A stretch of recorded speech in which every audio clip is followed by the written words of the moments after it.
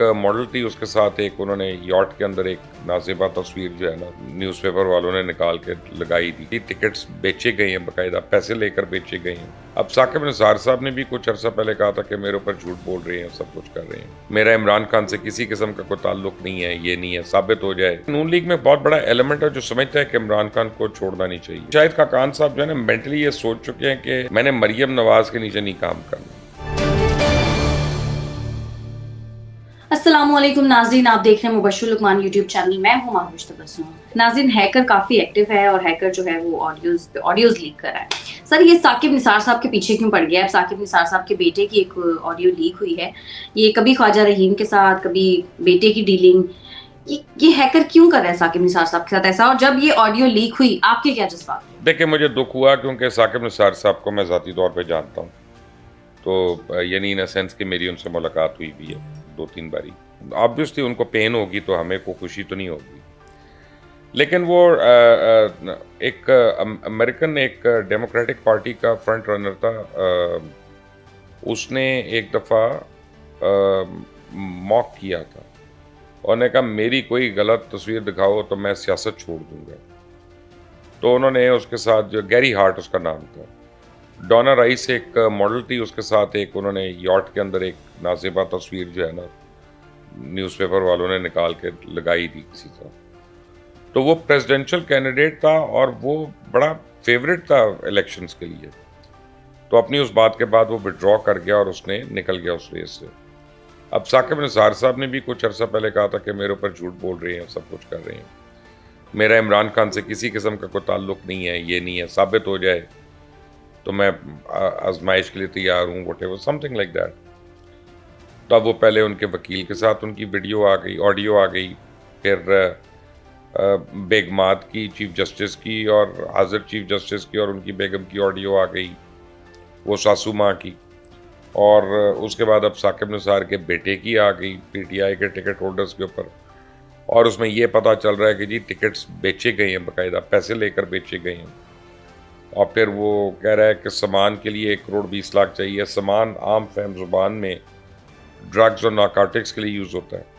तो 1 करोड़ रुपए की तो कोकेन लेके कोई आदमी खुद से तो नहीं यूज़ कर सकता ना अगले एक दिन, चंद दिनों में। तो ऑब्वियसली वो फिर और बड़े सवालात जन्म लेते हैं इस बात पे। तो इस ऑडियो ने बड़े पंडोरा बॉक्स खोल दी है और ये इतनी आराम से साकिब निसार साहब के लिए, उनकी फैमिली के लिए ख़त्म होने वाली नहीं है। और अभी कल से मेरा ख्याल है कि इसके ऊपर आप देखेंगी कि बहुत इसकी गूंज जो है वो आपको हर जगह पे सुनाई देगी। सर, ये जो रात भर परवेज इलाही साहब के घर पे होता रहा है, उसके बाद आपको लगता है जो मुज़ाकरात हुकूमत और तहरीक इंसाफ के बीच में चल रहे थे, ये अब होंगे, या फिर क्योंकि तहरीक इंसाफ तो नाराज हो गई है? देखिए, अगर वैसे नाराज़ होना है, वो मैं ना मानू वाली गिरदान करनी है तो ठीक है, वरना परवेज इलाही वही है ना जिसको तहरीक इंसाफ और खुद इमरान खान पंजाब का सबसे बड़ा डाकू कहते रहे। सर, लेकिन और अभी तो वो उनका जाहिर है, अभी तो वो उनके साथ थे ना। मैं कुछ और कह रहा हूँ। तो तब से अभी तक उनको कोई सज़ा तो नहीं हुई ना, या किसी चीज़ से पूछगिछ तो नहीं हुई, क्योंकि फिर वो मिल गए थे इमरान खान को। तो इमरान खान ने बोलना छोड़ दिया, उसके बाद वो उनके सीएम बन गए, उसके बाद उनकी वो पार्टी के सदर बन गए, लेकिन उनके डाके तो हैं ना वहाँ पे, ऑन रिकॉर्ड है खुद इमरान खान ने जो बात की। तो अब किसी ने भी पूछगिछ नहीं करनी उनसे, क्योंकि पीटीआई में आ गए कि अली अमीन गंडापुर से ना करो, परवेज इलाही से ना करो, ये वो मुज़ाकरात ना करने की तो हिम्मत नहीं है। ज़्यादा कोई कह देंगे हम एहतजाज कर रहे हैं, हम ये कर रहे हैं, वो कर रहे हैं, और इससे ज़्यादा नहीं कुछ होना, मेरा नहीं ख्याल। मुज़ाकरात के लिए उन्होंने जो शराइत रखी है उन पर वैसे ही मुज़ाकरात नहीं होने, फिक्र ना करें, उन पे हो ही नहीं सकते। लेकिन सर, शाह महमूद कुरैशी साहब ये कह रहे हैं कि विफाकी हुकूमत और सूबाई हुकूमत खुलकर कहें कि परवेज इलाही के ऊपर जो हमला हुआ है उनकी कारस्तानी नहीं। तो आपको नहीं लगता कि इस बात के बाद जब डीजी, जब एंटी करप्शन का हेड खुद कर रहा हो वो, तो यानी वो चट्टा साहब जो थे वो खुद उसको लीड कर रहे थे, तो किसी हुकूमत का उसमें क्या जिक्र हो गया? और सबसे बड़ी बात है कि ये हुकूमती इदारे है, तो ये कैसे हुकूमत क्यों कहे कि जी हमारे कहने पे नहीं हो रहा है? ऑब्वियसली जब कोई क्रिमिनल के ऊपर चार्ज करती है पुलिस, तो हुकूमत का उसको एक आप समझें कि अफर्मेटिव आंसर तो होता है उसके लिए, एक्शन के लिए, कि हाँ जी आप अगर इसको पकड़ने के लिए कुछ भी करें, तो उसका ये मतलब नहीं कि सर परवेज इलाही के ऊपर है वो, वो कोई भी हो, वो तो एंटी करप्शन अपना काम करेगा, तो हुकूमत रोक दे उसको कि जी अभी हमारे इनसे मुज़ाकरात हो रहे हैं, तो इसने जो अरबों रुपया खाया है, इसके बेटे ने जो खाया है, इसके घर वालों ने जो खाया है, इसके नौकरों ने जो खाया है, उसको छोड़ दो बस, क्योंकि हम मुज़ाकरात कर लें फिर उसके बाद कर लेना। यानी अजीब बात है ये तो यार। सर कहा जा रहा है कि परवेज लाई साहब पर हमले के बाद अब जो अगला टारगेट है वो जमान पार्क पर हमला और खान साहब की गिरफ्तारी है, आपके पास है ऐसी कोई खबर? नून लीग वाले कह रहे हैं, ऐसा मैंने तो नहीं सुना, लेकिन नून लीग वाले कह रहे हैं काफ़ी लोगों को। मैं ख्याल है कि नून लीग में बहुत बड़ा एलिमेंट है जो समझता है कि इमरान खान को छोड़ना नहीं चाहिए और उसको उसकी करप्शन का सामना भी कराना चाहिए, करना भी चाहिए, और उसको सज़ा भी मिलनी चाहिए। तो मैं ख्याल है बीच में कुछ कमी बेशी रह गई थी, तो राना सनाउल्लाह जो है उनको बल्कि बुलाया भी गया लंदन, वो शायद पासपोर्ट्स करने के लिए बुलाया गया कि भाईजान क्या हो गया, क्यों सुस्त हो गए, क्यों डर गए हो, क्यों पीछे हट गए हो। लेकिन हो सकता है इमरान खान पे एक्शन होना कोई इतनी बड़ी बात नहीं है, हो भी सकता है। नहीं तो अभी जो मुज़ाकरात कर रहे हैं तहरीक इंसाफ वाले, ऐसी कोई शर्त रख सकते हैं खान साहब की गिरफ्तारी ना करवाने की, जिसको एनआरओ कहते हैं? उन्होंने अभी तक जितनी शर्तें रखी हैं सारी एनआरओ हैं, एक और ऐड हो जाएगी, इसमें कौन सी ऐसी बात है। अच्छा। सर सुप्रीम कोर्ट ने प्रैक्टिस एंड प्रोसीजर बिल के खिलाफ जो केस है वो समाअत के लिए मुकर्रर कर लिया है। आपके ख्याल में सुप्रीम कोर्ट इस बिल को मुअत्तल कर सकती है? नहीं, देखिए सुप्रीम कोर्ट बिल को मुअत्तल नहीं कर सकता, क्योंकि बिल बनाना पार्लियामेंट का काम है और पार्लियामेंट ने अपनी शो ऑफ पावर कर दी है परसों सारों ने। सुप्रीम कोर्ट इसको साइडलाइन करवा सकता है जब तक इन केसेस की बात नहीं हो जाती जो सुप्रीम कोर्ट कर रहा है, ताकि मौजूदा केसेस पे वो अफेक्ट ना हो, नज़रअंदाज ना हो, और आने वाले केसेस के ऊपर वो ठीक है उस वक्त वो इम्प्लीमेंट हो जाएगा, लेकिन अभी वाले केसेस जो हैं वो राइट ऑफ ना हो उससे। तो ये तो मुझे समझ आती है, लेकिन सुप्रीम कोर्ट किस हैसियत में, किस कैपेसिटी में पास हुआ हुआ बिल पार्लियामेंट का उसको रिजेक्ट कर देगा या मुअत्तल कर देगा। सर सिंध बार काउंसिल ने भी सुप्रीम कोर्ट के जस्टिस मज़ाहिर नकवी के खिलाफ रेफरेंस दायर कर दिया है। सर तकरीबन दर्जन के करीब रेफरेंसेस दायर हो चुके हैं, लेकिन अभी तक एक केस भी नहीं सुना गया। आगे कोई उम्मीद है सुनवाई की? नहीं, जब तक ये चीफ जस्टिस है तब तक तो कोई चीज़ नहीं होगी, क्योंकि सुप्रीम जुडिशल काउंसिल में उन्होंने ही भेजना है, उन्होंने ही समाअत करनी है। तो ये चीफ जस्टिस जो हैं ये तो अपने दाएं बाएं बिठाने वालों के खिलाफ तो रेफरेंस नहीं सुनेंगे ना। और यहीं पे प्रॉब्लम है कि इंसाफ के तकाजे पूरे नहीं हो रहे, और ये सुप्रीम कोर्ट के चीफ जस्टिस साहब को जो हर आदमी बार बार रिक्वेस्ट कर रहा है, वो इसी तनाजुर में रिक्वेस्ट कर रहा है कि सर ऐसा ना करें, आप करें इंक्वायरी और उसके बाद वो बेगुनाह हो जाते हैं, कोई प्रॉब्लम नहीं है, आप ख़त्म कर दें चार्ज को, लेकिन चार्ज को हैंगिंग मत रखें, उसमें कॉम्प्रोमाइज़ होना पड़ता है हर एक को जिसके ऊपर चार्ज होता है। तो वो तो ना करें, एक जज should be free of mind अपने फैसले करने के लिए।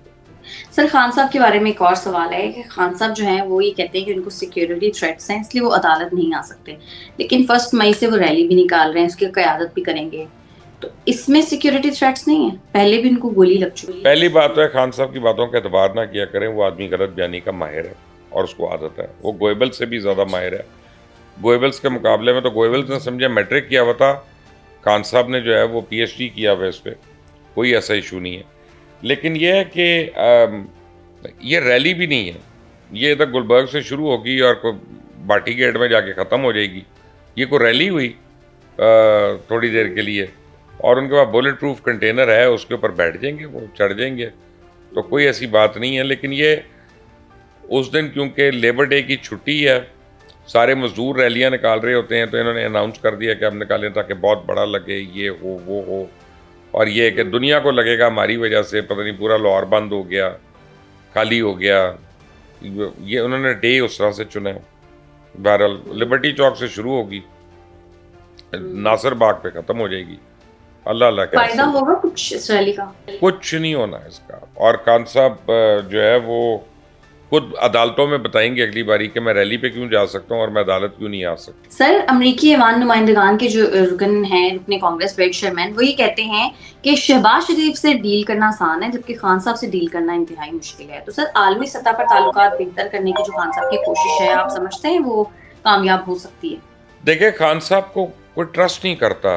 इन्होंने जिससे भी बात की, चाहे IMF हो, चाहे और ताकतें हों, और अपने किए हुए बात, अपने साइंड किए हुए मुआहदों से ये फिर गए भाई साहब, तो उन पर ट्रस्ट कैसे करे कोई? इसलिए उनसे डील करना मुश्किल है कि पता नहीं यार अभी कल इसका मूड बदल जाए तो ये कुछ और बात कर रहा होगा।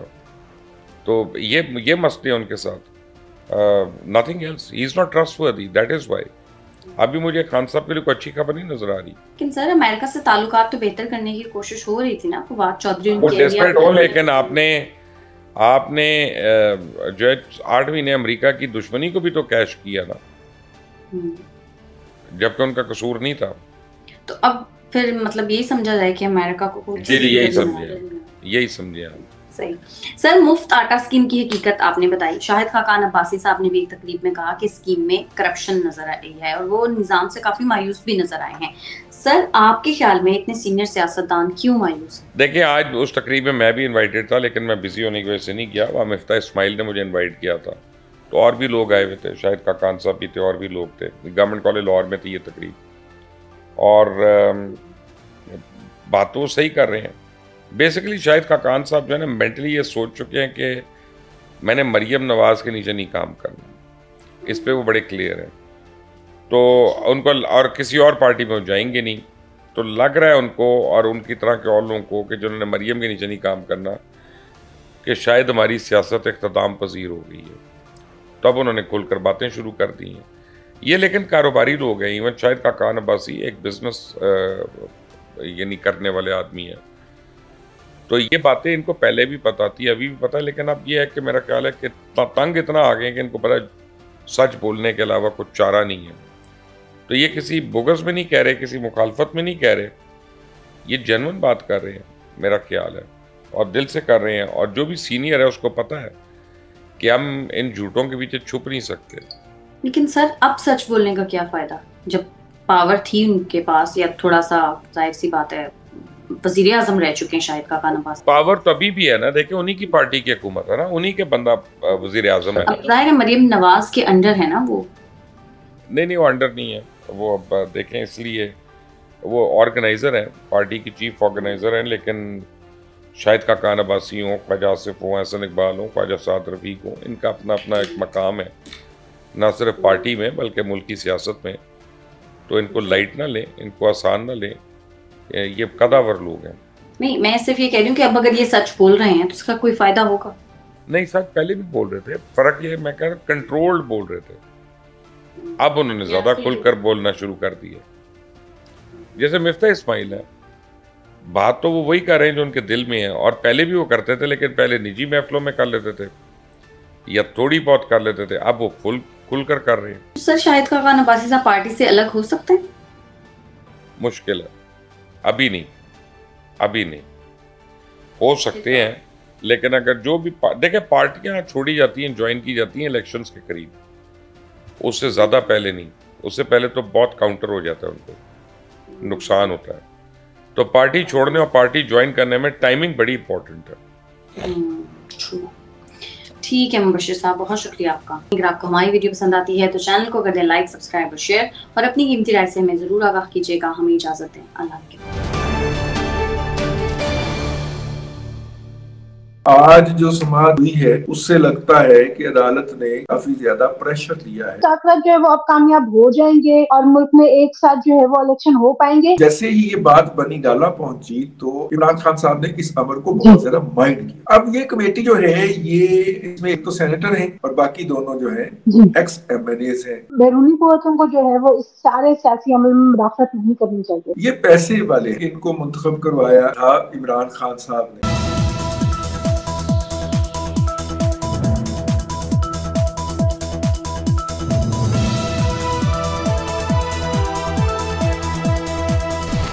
चलो मेरी प्रोग्राम बात से बात के साथ मैं हूँ आपकी मेजबान अफीफा रॉ, और मेरे साथ मौजूद है मुल्क के नामवर तजियाकार रिजवान रजी साहब। अस्सलाम वालेकुम सर। जी वालेकुम अस्सलाम। रजी साहब बताइएगा कि ये मुज़ाकरात की जो गेम चल रही है, अब इसमें आप क्या देख रहे हैं? क्योंकि PTI की तरफ से कमेटी अनाउंस कर दी गई है, लेकिन JUI जो है वो मुज़ाकरात पे आमादा नहीं है। PDM में उस पर इख्तलाफ पाया जाता है। तो आपको लगता है कि मुज़ाकरात हो पाएंगे? अगर हम इसको लॉगिन करें एक दफा तो हो सकता है शायद हो जाए, क्योंकि ये पीएम की जमातें जो हैं वो मुख्तलिफ ख्याल हैं, उनके सादे हैं, बल्कि उनके पोते ही खान साहब के वो जो बाप पार्टी है बलूचिस्तान वाली, वो भी मुज़ाकरात नहीं चाहती और मौलाना फजलुर रहमान भी नहीं चाहते। लेकिन PMLN मुज़ाकरात चाहती है और PMLN से बाहर पीपल्स पार्टी मुज़ाकरात चाहती है, और इसका पीपल्स पार्टी जो है वो लगी है MLN जो है, और वो हम ये रहेंगे। मौलाना ने पिछली बार ये कहा था कि ठीक है, आपका दिल करता है मुज़ाकरात करने को तो कर लें, मैं तो इनके साथ नहीं। और फिर जब अदालत ने थोड़ा सा सख्त मौक़िफ़ अपनाया और कहा कि 4 बताएंगे क्या मुज़ाकरात हुए, इसने जो मौलाना को फिर मौका फराहम कर दिया। मौलाना फिर गरजे बरसे और वो अदालत के ऊपर चढ़ाई कर दी उन्होंने। तो आज जो समाअत हुई है उससे लगता है कि अदालत ने काफी ज्यादा प्रेशर लिया है मौलाना की उस प्रेस कॉन्फ्रेंस का, या फिर जो दूसरी एक्टिविटीज हुई हैं जिनके अंदर chief justice of Pakistan Umar Ata Bandial साहबा की कुछ दामन जो है उनकी अपनी सहेली और ख्वाजा अहमद तारिक रहीम जो बेगम साहब हैं, गुफ्तगू की जो आदत थी और उसके ऊपर सोशल मीडिया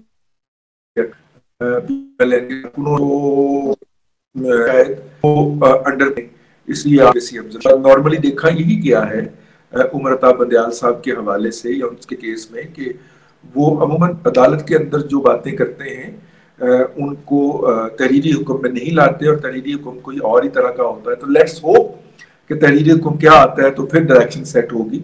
जो आज अदालत में सेट हो तो ये हुई। सर मुज़ाकरात तो शुरू हो गए हैं, लेकिन इससे पहले हमने देखा था कि असद कैसर साहब भी जो है वो हेड बनाए गए थे और एक मुज़ाकराती कमेटी बनाई गई थी, लेकिन वो तो अब नजर नहीं आ रहे। अब शाह महमूद कुरैशी साहब जो है वो हेड कर रहे हैं, तो आपको लगता है कि ये PTI में भी कोई इस तरह के इख्तलाफात पाए जाते हैं?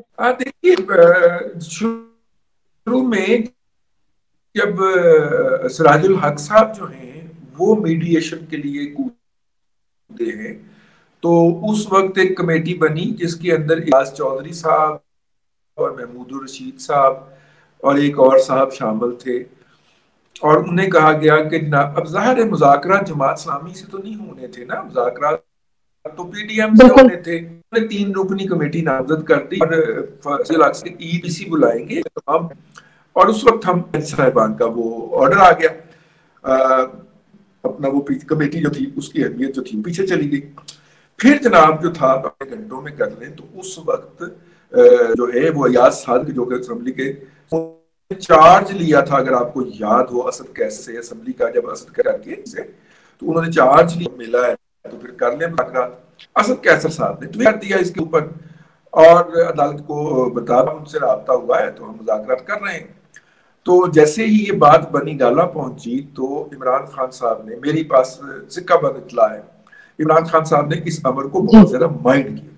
तो उन्होंने कहा कि मुज़ाकराती कमेटी बना या उसके अफराद नामजद मेरा हक है क्योंकि मैं पार्टी का सरबराह हूं। आपको पता है कि असद कैसर साहब जो हैं अक्सर इमरान साहब की तनकीद का निशाना बनते रहते हैं, क्योंकि इमरान खान समझते हैं कि उनकी हुकूमत को गिराने में असद कैसर का 8 और 9 अक्टूबर को टहला रहे थे 2 दिन से, अगर ये एक दिन और नहीं जानी थी PTI की ना, तो जब इन्होंने रिजाइन किया अयाज सादिक को अपनी इमरान खान साहब का ख्याल है और उनको अमूमी तौर पे अमूमी गुफ्तगू के अंदर 1-2 गालियां भी पड़ जाती हैं इमरान खान का जब भी सामना करता है। मेरी कोई गुडविल नहीं है तो मैं अगर इसमें आ गया तो निकल गया। जब वो निकल गए तो उसके बाद इमरान खान साहब ने मंगल की शाम को कोई ट्वीट किया है, उसके अंदर उन्होंने कहा कि जनाब ये 3 रुकनी कमेटी है, इससे आप मुज़ाकरात करें तो करें वरना कोई नहीं है। उसमें फवाद चौधरी है, शाह महमूद कुरैशी है और अली जफर हैं, SM जफर साहब के साहबजादे, ठीक है, इनके साथ मुज़ाकरात हैं।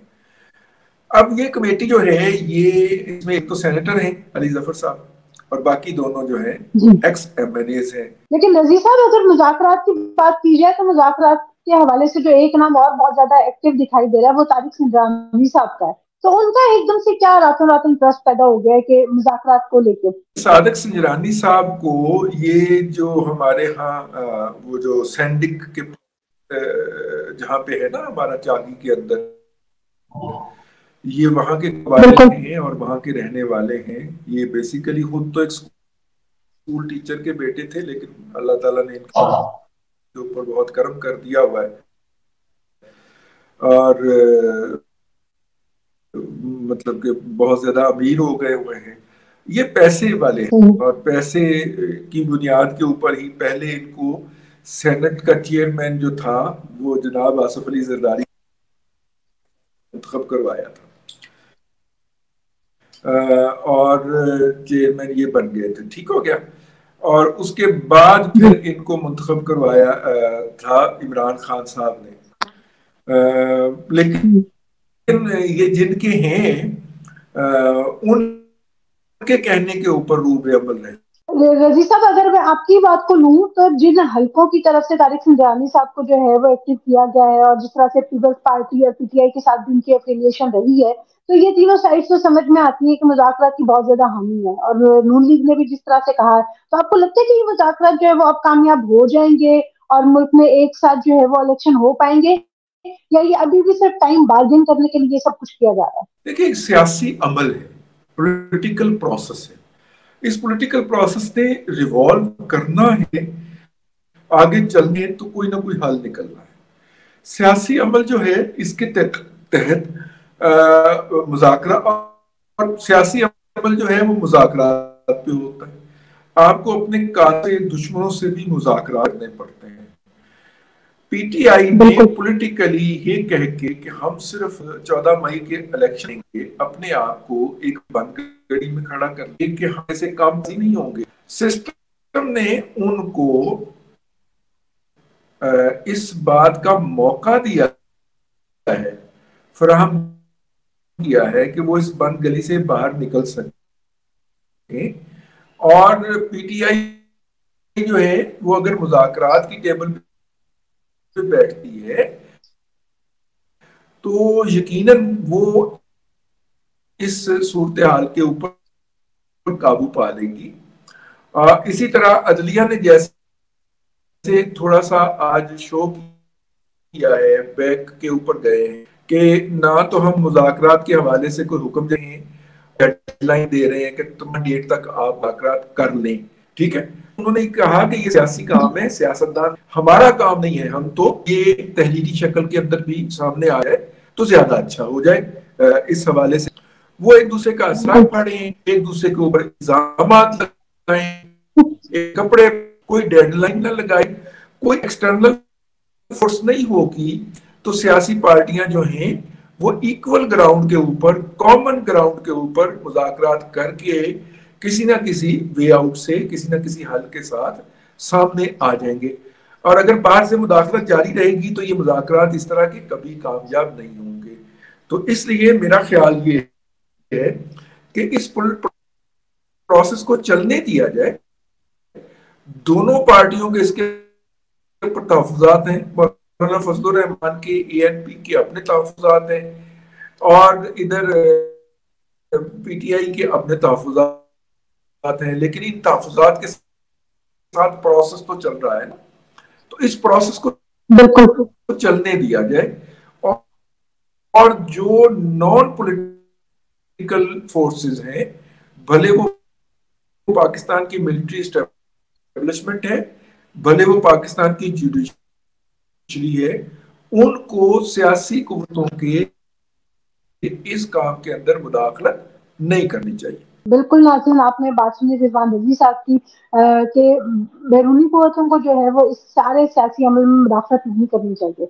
अब ये सियासी पार्टीज जो है वो एक दूसरे के साथ जो मर्जी सलूक करें, लेकिन बहरहाल फैसला इन्हीं को करना है कि आगे पूरी सियासी सूरत हाल को कैसे लेके चला जाए। इस सारे एनालिसिस के साथ जो है वो हम आपसे इजाजत चाहेंगे। वीडियो आपको पसंद आई तो लाइक और शेयर जरूर कीजिएगा, कमेंट सेक्शन में हमें अपनी राय देना मत भूलिएगा। अंटिल द नेक्स्ट टाइम, अल्लाह हाफिज।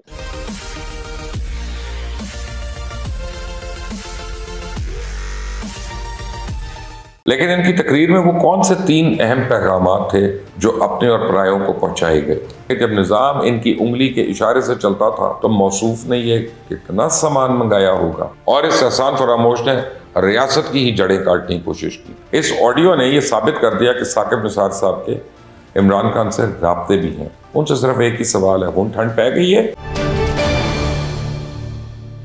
बिस्मिल्लाहिर्रहमानिर्रहीम, अस्सलाम वालेकुम। आज की ये वीडियो इंतहाई अहम है, मेरी रिक्वेस्ट इसको पूरा देखिएगा।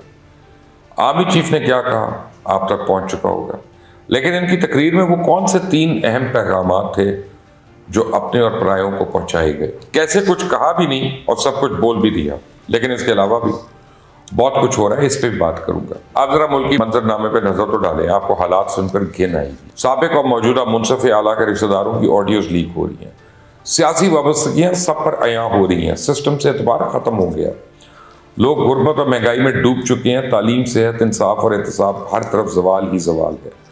लेकिन ये लड़ाई, डेंगा मुश्ती, बेहिसी और लालच की लाजवाल दास्तानें सामने आ रही हैं और हर रोज नया अरूज हासिल भी कर रही हैं। और रियासत के सतून, चाहे पार्लियामेंट हो या अदलिया, इंतजामिया हो या कोई और, हर एक पर कड़े से कड़े वार हो रहे हैं। अब बदकिस्मती देखें, हर कोई अपनी अपनी एक बोटी के लिए पूरे मुल्क की गाय ज़िबा करने में लगा हुआ है। साकिब निसार साहब के बेटे की ऑडियो लीक हो चुकी है, लेन देन समेत सामान पहुंचाने की बातें मंजर आम पे आ चुकी हैं। फर्जंद की बारगेनिंग सलाहियतें पूरी कौम ने सुन ली और फर्क हैरत में है कि जब निज़ाम इनकी उंगली के इशारे से चलता था तो मौसूफ ने यह कितना सामान मंगाया होगा, बाबा जी से कितनी मेहनत करवाई होगी, कितनी मुलाकातें और जफ्फियां डलवाई होंगी। मामलात आहिस्ता आहिस्ता खुल रहे हैं और गवाहियां भी आ रही हैं। इस ऑडियो ने यह साबित कर दिया कि साकिब निसार साहब के इमरान खान से राब्ते भी हैं। वो मेहनत कर करके उनको टिकटें देने पे मजबूर भी कर सकते थे और किया। ना सिर्फ टिकट देने बल्कि पहले से दी हुई टिकट वापस लेके किसी और को दिलवाने की भी सकत रखते। वो जो बंदे लेकर इमरान खान के दरवाजे पे ज़मान पार्क में पहरा देते रहे, मर जाएंगे मिट जाएंगे, इमरान खान हमारी रेड लाइन, इमरान खान पे सब कुछ कुर्बान, उनसे सिर्फ एक ही सवाल है, हुन ठंड पै गई है? उनकी मेहनत, उनकी कुर्बानियाँ उनसे ज़्यादा किसी की सिफारिश अहमियत रखती है। फिर बात करते हैं मेरिट की। ज़मान पाक के दरवाजे पर पहरा देने वालों, तुम्हारी औकात क्या है? यहाँ साबिक मुनसफ़े आला के बेटे ने ना सिर्फ टिकट दिलवा दिए बल्कि फिर उन टिकट्स के बदले उजरत और रकम भी वसूल कर ली। मेरे ख्याल से अगर इस ऑडियो में कोई मसला है तो अब तक उसकी तरदीद आ जानी चाहिए थी। मियाँ उज़ैर को कोई पकड़ के पूछेगा कि ये सामान कब, कहाँ, किसने टिकट के बदले दिलवाना था, किसका कितना हिस्सा था, टिकट्स मेरिट पे मिली या सेल पे लगी? ज़मान पाक में माल जमा होने की खबरें आ रही हैं, क्या उसकी भी कभी तस्दीक हो सकेगी? हर चीज़ में मट्टी डाली जाएगी? क्या रिटायरमेंट के बाद करप्शन साबित होने पे कौम के पैसों से लाखों करोड़ों की सहूलियात और खिदमात जारी रहेंगी और इस कौम का खून चूसा जाता रहेगा, या कोई उम्मीद है सीधे रास्ते पे आने की? बहरहाल अक्लमंद के लिए निशानी काफ़ी है और आपके लिए कई कम अकल इस ऑडियो का दिफा करते हुए भी नजर आएंगे। ये वो लोग हैं जो आंखें बंद करके शरीफों की करप्शन पर जज बन के फैसला सुना देते हैं और इमरान खान, तहरीक इंसाफ और उसके हामियों की हर बुराई के लिए बड़े से बड़े वकील बन जाते हैं। चलें, अभी तो और कुछ बहुत आना है। हर एक का चेहरा बेनकाब होना है, जिसने जो बोया वो काट के जाएगा, आपने घबराना नहीं। और एक नया ड्रामा जिसका मैं अपनी पिछली वीडियो में जिक्र कर चुका हूँ, परवेज लाई के घर पे छापे के बाद यूथियों की मुनाफकत भी आया हो गई। अकल पे ऐसा पर्दा पड़ा हुआ है कि अल्लाह की पनाह। ये नहीं पूछ रहे कि परवेज लाई ने अरबों की डीलों में लूटा, उसे तहरीक इंसाफ का सदर क्यों बनाया गया। हाँ, ये पूछ रहे हैं कि बेचारे चौधरियों की औरतें सड़कों पे क्यों आई, जो 70 साल में नहीं हुआ इस हुकूमत ने कर दिया। यही तो होना चाहिए। इमरान खान ताकतवरों के एहतसाब के चक्कर में अपने मुखालफीन पर किस तरह के गजब ढा रहे थे और देखने के लिए मुनाफकत की ऐनक उतारना ज़रूरी है। चले आगे चलते हैं। अदालत में भी कुछ हरकत हुई है और प्रैक्टिस एंड प्रोसीजर बिल अब 2 मई को समाअत के लिए मुकर्रर हो चुका है। वकला तंजीमें समेत पॉलिटिकल पार्टीज को नोटिस मिल गए। अब देखना यह है कि अदालत उस मामले को कैसे देखती है। पार्लियामेंट की बालादस्ती इस बिल से मुंसलिक है और अगर चीफ जस्टिस अपने 3 महीने के बचे हुए इख्तियारात को देख कर दिल बड़ा नहीं करते तो मामला मजीद बिगड़ेगा। अदालत की मजीद जगह सही हो सकती है। कानून बनाना पार्लियामेंट का काम है। बिल बनाने में कोई कोताही हुई, गलत तरीक़ाकार इस्तेमाल किया गया तो निशानदेही करें, लेकिन उसको मुलतवी करना, उस पर स्टे देना, ये सीधा साधा कॉन्फ्लिक्ट ऑफ इंटरेस्ट है। अब आते हैं आर्मी चीफ की तकरीर पर। वो मीडिया में बड़े पुरजोश तरीके से उसे रिपोर्ट किया गया। मैं इस वीडियो में नासिर मुनीर की तकरीर के चंद अहम पहलू जो वो ना भी उन्होंने कहा लेकिन कह भी गए, उनको उजागर कर रहा हूँ। सिर्फ अपनी तकरीर में आर्मी चीफ नासिर मुनीर ने 3 अहम पैगाम दिए। एक, आलमी बरादरी और भारत को कि कश्मीर के बगैर अमन पर हमेशा शक रहेगा। नाम लिए बगैर बता दिया कि हम दुश्मन की तादाद और ताकत से मरूब नहीं है। अमन की कोशिश को कमज़ोरी नहीं समझना चाहिए। आर्मी चीफ की इस बात का एक पस मंज़र है। दुनिया पाकिस्तान को बता रही है कि भारत से मुज़ाकरात उसके फ़ायदे में है, खत्ते में अमन होना चाहिए, तजारत होनी चाहिए। दुनिया बदल रही है, तजारत अहमियत अख्तियार कर रही है, दिफा मईशत का मोहताज हो चुका है। पाकिस्तान मुआशी दुनिया के दिल पे बैठा है। दुनिया की बड़ी बड़ी मईशतें और सेंट्रल एशिया के दर्जनों ममालिक गर्म पानियों के लिए उसके मोहताज हैं। ऐसे में पाकिस्तान की तरक्की और अमन की ख्वाहिश को कोई किसी और तनाजुर में ले ले तो फिर उसकी अपनी गलतफहमी है। तादाद किसी की फतह की ज़ामिन नहीं होती। हम मुसलमान हैं, मुसलमान का ईमान ही उसकी फतह होती है। मर कर वो शहीद होता है, और जब कोई मरने की तमन्ना लेके दुश्मन को के पीछे निकलता है तो उसको रोकना मुमकिन नहीं है। मुसलमान की तारीख है कि इसने तादाद पर भरोसा नहीं किया, बल्कि हमेशा मकसद पर भरोसा किया। हम अपनी तमाम क़स्वात और इसमें मुसलमानों की तादाद के बावजूद नताइज को देखते हैं तो दुश्मन की गलतफहमी दूर हो जाती है। इससे अगर कोई ये समझता है कि उसके पास दौलत और ताकत है तो ये उसकी अपने लिए है। दूसरा, आर्मी चीफ ने यह भी बता दिया कि हम न्यूट्रल हैं और अवाम और मुल्क के साथ खड़े, और हमारा काम मुल्क की हिफाजत करना है। इस बात में कोई शक नहीं है कि जिस तरह इस्टेब्लिशमेंट पर हर चीज़ का नज़ला गिराया जा रहा है ये मुल्क के लिए नुकसानदेह है। बदकिस्मती से आजकल ऐसा तासुर दिया गया कि इस्टेब्लिशमेंट सिर्फ सियासी और मुल्की मामलात को देख रही है। हालांकि ये तासुर वही दे रहे हैं जिनकी वजह से तासुर मजबूत हुआ, और पिछले 5 साल रियासत को एक जमात की खिदमत के लिए बेदरेग इस्तेमाल किया गया, और इस एहसान फरामोश ने रियासत की ही जड़ें काटने की कोशिश की। कौम को यकीन दहानी कराई गई कि जो असल काम जाने देकर किया जा रहा है इसको तो बिल्कुल पस मंजर में डाल दिया गया। इसका तो कुछ जिक्र करने को तैयार नहीं। पुलिस ऑपरेशन करती है, नाम इस्टेब्लिशमेंट का। इलेक्शन में ताकीर करती है, नाम इस्टेब्लिशमेंट का। सियासी अदम इस्तेहकाम आता है, अदम एतमाद होती है, नाम इस्टेब्लिशमेंट का। नैब में केस आता है, नाम इस्टेब्लिशमेंट का। सब अच्छा अपने खाते और सब बुरा इस्टेब्लिशमेंट के खाते। आर्मी चीफ ने एक तीसरा पैगाम ये दिया कि जो भी मुल्क में फ़ौज और अवाम में दूरी करने की कोशिश कर रहा है वो किसी दुश्मन के एजेंडे पे है, और रियासत और समाजी हम आहंगी को मुतासर करना चाहते हैं। जिस मुल्क में अपनी फ़ौज नहीं होती वहाँ किसी और मुल्क की फ़ौज ज़रूर होती है। और आर्मी चीफ ने साथ में प्रोपेगेंडा करने वालों से मुहतात रहने का भी पैगाम दिया कि हकीकत और इबाम में फ़र्क रखना होगा। ज़ाहिरी के साथ छुपे दुश्मन को भी पहचानना होगा। कौन हर चीज़ में फ़ौज को लाता है, कौन हर बुराई की जड़ सोचे समझे बगैर फ़ौज को कह देता है, कौन अवाम और फ़ौज में दूरियां पैदा करने की कोशिश कर रहा है। और ये मुझे बताने की ज़रूरत नहीं है, बाकायदा तौर पर एक कैंपेन है जिसमें फ़ौज को बेतौकीर करना, इदारे के सरबराह को उल्टे सीधे टाइटल्स देना, इदारे में खुदा न खास्ता बगावत का तासुर देना, पता नहीं क्या क्या किया जा रहा है।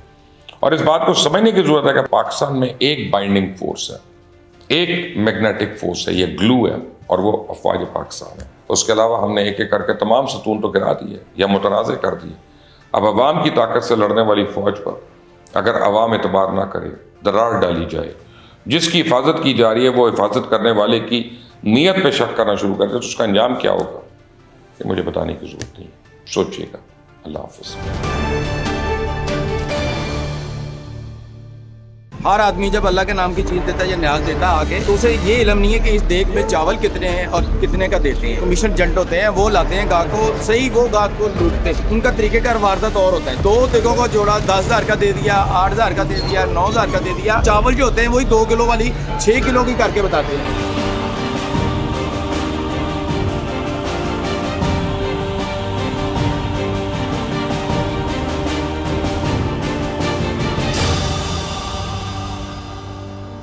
हमारे साथ इस वक्त यहाँ के मुकामी एक सहाफ़ी मौजूद हैं, इनसे बात करते हैं। बहुत से हक़ाइक़ ये जानते हैं, इनसे बात करते हैं। तो मुझे बताएं क्या हो रहा है यहाँ पर, जो लोग अपने माल में से सदका खराब करते हैं, लेकिन इस सदका खराब के नाम पर उनके साथ होता क्या और उनको इल्म भी नहीं होता।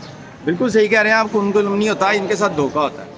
हर आदमी जब अल्लाह के नाम की चीज़ देता है या न्याज देता है आके, तो उसे ये इल्म नहीं है कि इस देग में चावल कितने हैं और कितने का देते हैं और कितने का बेचते हैं। और जहाँ 70% जो है ना वो कारोबार बाहर होता है, फड़ी ये कारोबार करते हैं, वो गाहक को लेके आते हैं, जंट कारोबार करते हैं, जो कमीशन जंट होते हैं वो लाते हैं गाहक को, सही वो गाहक को लूटते हैं। अच्छा, उनका तरीकेकार वारदात और होता है। दुकानदार कार्रवाई डालता है एजेंट बाहर। दुकानदार जो होता है ना, इसका तरीकेदार फिक्स किया हुआ है। अच्छा, जो जंट लेके आता है ना गाहक को, वो वारदात करता है उनके साथ। तो जोड़ा 10,000 का दे दिया, 8,000 का दे दिया, और 2 देगों का जोड़ा 10,000 का दे दिया, 8,000 का दे दिया, 9,000 का दे दिया। और देग जो चावल जो होते हैं वही 2 किलो वाली 6 किलो की करके बताते हैं। कच्चे जो होते हैं वो यानी कि टोटल 2 देगों में 4 किलो चावल। बिल्कुल इसी तरह। अच्छा। और वो कहते हैं ये पक के 10 किलो हो गए, यानी कि 12 किलो।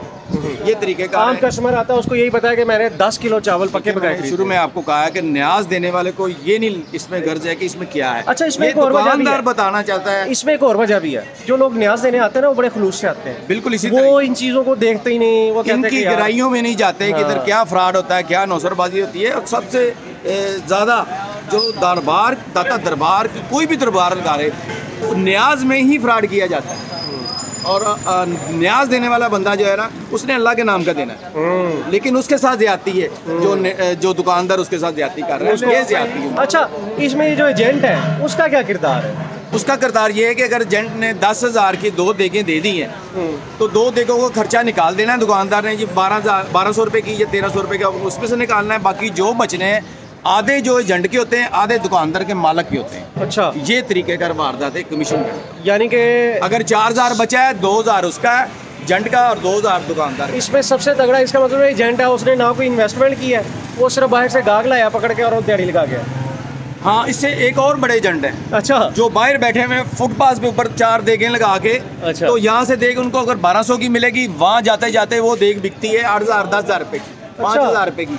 वो एजेंट है सबसे बड़े, यानी कि चंद कदमों पर देख कर रेट बदल जाता है। बिल्कुल इसी तरह। लो जी, ये दाता की नगरी है, लेकिन इससे भी बड़ी बात ये अल्लाह की नगरी है। जो लोग इनका ख्याल नहीं करते वो उसका क्या ख्याल करेंगे? कुल मिला के अगर देखें तो सूरत हाल ये है कि हम जो हमारे पे जो अजाब इस वक्त मुसल्लत है ना, उस पर हमारा कितना हिस्सा है, ये बात भी हमें सोचनी है। देखें, हर इंसान देख लें कहीं ना कहीं वो कहीं उसने करप्शन करनी है। और यहाँ पर कई ऐसे लोग मिले, जब हम वीडियो बना रहे थे वो कह रहे थे कि यहाँ पर बड़ी करप्शन है, लेकिन हम बोलते नहीं क्या करप्शन है, वो बताते भी नहीं। शायद उनका मतलब यही है कि यहाँ पर लोग मज़हब के नाम पे किस तरह से लोगों के पैसे लूटते हैं, उनको बटोरते हैं और किस तरह धोखा देते हैं। हालांकि जो शख्स यहाँ पर आया है वो खुलूस नीयत पर अल्लाह के लिए देने आता है और यहाँ पर लोगों को खिलाता है खाना। लेकिन खैर, जहाँ पर अच्छे लोग हैं वहाँ पर बुरे भी हैं। दुनिया चल रही है उन्हीं लोगों की वजह से जो बहुत अच्छे हैं। ये सारा सिस्टम उन्हीं लोगों की वजह से चल रहा है जो लोग इस वक्त अपना अल्लाह के आगे जो अल्लाह से डरते हैं। अच्छा, एक और चीज़ भी है यहाँ पर। अच्छा शौकत साहब, ये जो रोटी है 100 रुपये 100 रोटियाँ, कहीं 1000 रुपये की 100 है, 1000 की, कहीं 1500 रुपये की जी। उसमें भी कोई करप्शन होती है यहाँ पर? उसमें तो बहुत ज़्यादा है। अच्छा, लेकिन उसमें 2 चीज़ें आ जाती है। वो कहते हैं जी हमने दाल भी साथ देनी है और रोटी भी देनी है। और किसी की रोटी जो है वो 5 ग्राम की है, किसी की रोटी 6 ग्राम की है। ये इस तरह के सूरत हाल है। लेकिन वो रोटी जो है जो 1500 की 100 देते हैं वो थोड़ी सी बड़ी है। वो कहते हैं हमें अच्छा, इसमें भी एजेंटों को कुछ बचता है या उनको चावलों में ज़्यादा बचता है? एजेंटों में रोटी में कम बचते हैं, चावलों में बहुत ज़्यादा बचते हैं। अगर आप कहेंगे ना जट को कहेंगे बिरयानी वाली देग चाहिए, उसने कहना जी 15,000 रुपये की बिरयानी वाली, और 15,000 की देग में 2 किलो चावल हो गए और 2 किलो ही गोश्त होगा इंशाल्लाह, बढ़ेगा नहीं। आप ये अंदाज़ा लगा लें कि वो कितने की पड़ेगी। बहुत शुक्रिया शौकत साहब आपका। तो ये हक़ाइक़ थे जो हमने आपको दाता दरबार, जिसको अलमशहूर दाता की नगरी भी कहा जाता है, यहाँ पर आने वाले जो लोग हैं जो खुलूस नीयत से यहाँ पर आते हैं, लेकिन उनको फ़र्ज़ बनता है कि वो हक़ाइक़ जानकर यहाँ पर जो है ना पैसे खर्चें। वरना आपके इलाके में भी गरीब लोग बहुत हैं, वहाँ पर भी आप पैसे बना कर खिला सकते हैं। तो ये अपडेट थी आपको यहाँ से हमने दाता दरबार से दी।